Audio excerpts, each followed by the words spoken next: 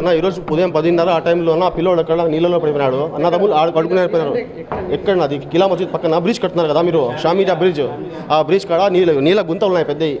అక్కడ సేఫ్టీ ఏం లేదు, సెక్యూరిటీ లేదు, ఏం లేదు. అక్కడ పోయి ఇద్దరు అన్నదమ్ములు పోయినా అడుగుడానికి పిల్లోడు పడిపోయినాడు. ఆ పిల్లోడు పనిపోయినా వాళ్ళ అన్న వచ్చి బయట షాపు వాళ్ళకి చెప్పినాడు మా తమ్ముడు పనిపోయినాడంటే. వాళ్ళు వచ్చి షాపు వాళ్ళు తాడు కట్టుకుని వెతికినారు లోపల ఛాన్స్ సేపు. దొరకకపోతే మళ్ళీ ఫైర్ వాళ్ళకి కాల్ చేస్తే ఫైర్ వాళ్ళు వచ్చి వెతికి 45 నిమిషాలు 50 నిమిషాలు అయిపోయింది అప్పటికి. అప్పుడు పిల్లోడు దొరికినాడు కానీ ప్రాణంతో లేడు. పిల్లోడి పేరు సయ్యద్ యూనుస్ అన్న. వాళ్ళ అమ్మ పేరు సయీదా బేగం, తండ్రి పేరు సయ్యద్ మున్నా. ముగ్గురు పిల్లల, రెండో పిల్లోడు. నిజంగా ఇది చాలా దురదృష్టమైన సంఘటన.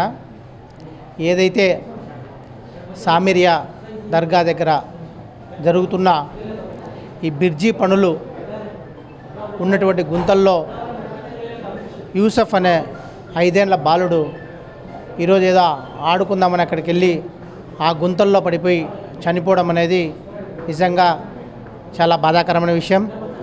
దీనికి ఖచ్చితంగా కాంట్రాక్టరు బాధ్యత వహించాలి. ఎందుకంటే చాలా రోజుల నుంచి మేమందరం కూడా అక్కడ జరుగుతున్న పనులు నత్తనడక నడుస్తున్నాయి, ఎటువంటి సేఫ్టీ మెజర్స్ తీసుకోకుండా వాళ్ళు చేస్తున్నారని చెప్పేసి కూడా చాలాసార్లు మా దృష్టికి వచ్చినా మేము కమిషనర్ గారి దృష్టికి కూడా తీసుకున్నా. అప్పుడున్న కమిషనర్ గారికి వాళ్ళు విజిట్ చేసి త్వరితగతిన పూర్తి చేస్తామని చెప్తున్నారు తప్ప దానికి నిధులు రాలేదని కాంట్రాక్టర్ పనులు అట్లే ఆపివేయడం జరిగిందని. అంటే కూటమి ప్రభుత్వం వచ్చినప్పటి నుంచి కూడా 2 సంవత్సరాల్లో దాన్ని ముందుకు తీసుకోబోలేని పరిస్థితి ఉంది.